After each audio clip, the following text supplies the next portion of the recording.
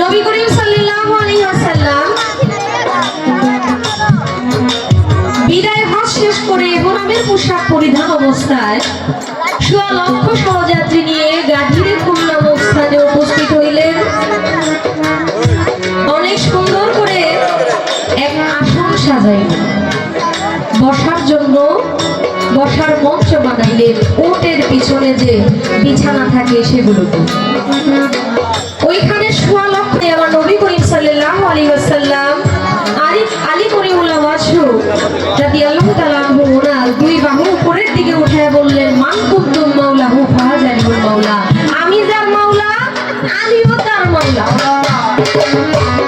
আমি তোমাদের জন্য দুটি ভারী বস্তু রেখে যাচ্ছি, একটা হইল আল কুরআন আর একটা হইল আহলে বায়াত। আমার নবীকে যারা ভালোবাসে তারা আলীকে ভালোবাসতে হবে। অনেক দল আছে নবীকে ভালোবাসে, মাজারকে বিশ্বাস করে না। কারা কারা আছে? কিছু কিছু মানুষ আছে আল্লাহ বিশ্বাস করে নবীকে মানে না। যেমন আবু জেহেল আল্লাহকে বিশ্বাস করতো, মানতো, কিন্তু আবু জেহেল আমার নবীকে বিশ্বাস করতো না, নবীকে মানতো না। বিশ্বাস করতো, সে বিশ্বাসী ইমানদার, কিন্তু তাকে মানতে পারে নাই।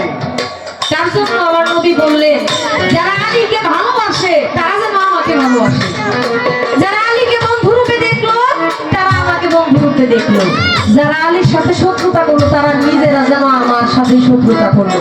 তাই কবিতা